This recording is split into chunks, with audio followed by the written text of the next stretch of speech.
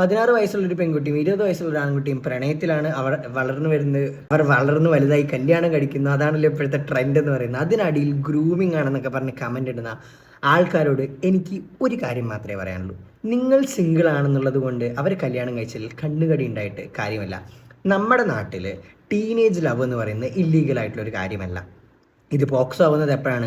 ഇവർ രണ്ടുപേരും, അതായത് മേജറായിട്ടുള്ള ഒരു വ്യക്തി മൈനറായിട്ടുള്ള ഒരു വ്യക്തിയുമായിട്ട് എന്തെങ്കിലും സെക്ഷൽ ആയിട്ടുള്ള ഇൻവോൾവ്മെന്റിൽ വരുന്ന സമയത്ത് മാത്രമാണ് ഇത് പോക്സോ ആയിട്ട് മാറുന്നതെന്നാണ് നിങ്ങൾ ആദ്യം മനസ്സിലാക്കേണ്ടത്. ആ പെൺകുട്ടിക്ക് 21 വയസ്സും ആ പയ്യന് 25 വയസ്സുമായിട്ട് അവർ കല്യാണം കഴിക്കുമ്പോൾ നിങ്ങൾ മനസ്സിലാക്കേണ്ട ഒരു കാര്യമുണ്ട്.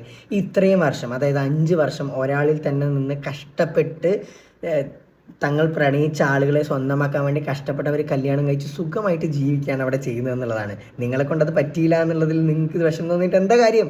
ഇനി 16 വയസ്സുള്ള കുട്ടി വളർന്ന് വലുതായി 21 വയസ്സായി 29 വയസ്സുള്ള ഒരാളെ അറേഞ്ച്ഡ് മാരേജ് കഴിക്കുകയാണെങ്കിലോ ആർക്കും ഒരു പ്രശ്നമല്ല.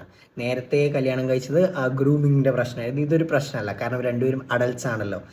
മറ്റവരും കല്യാണം കഴിക്കുന്ന അഡൽട്ട്സ് ആയിട്ടാണ്.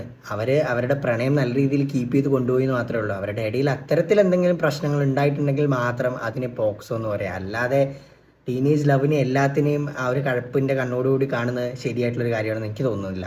ഇനി ഗ്രൂമിംഗ് എന്നൊക്കെ പറഞ്ഞു കഴിഞ്ഞാൽ അപ്പോൾ 16, 17 അല്ലെങ്കിൽ 19 വയസ്സൊക്കെയുള്ള ഒരാളെ 35, 30 വയസ്സൊക്കെയുള്ള ഒരാൾ അവരുടെ ട്രസ്റ്റ് ഗെയിൻ ചെയ്ത് മാനിപ്പുലേറ്റ് ചെയ്ത് സെക്ഷൽ ആയിട്ടുള്ള ഒരു സംഭവത്തിലേക്ക് കൊണ്ടുവരുമ്പോഴൊക്കെയാണ് അതിനെ ഗ്രൂമിംഗ് എന്ന് പറയുന്നത്. അത് നിങ്ങൾ മനസ്സിലാക്കണം. അയാൾക്ക് ആ കുട്ടീനെ കാണുമ്പോൾ കുട്ടിയാണെന്നുള്ളത് തോന്നാതിരിക്കുമ്പോഴാണ് അവിടെ ഗ്രൂമിങ്ങിൻ്റെ പ്രശ്നമൊക്കെ വരുന്നത്.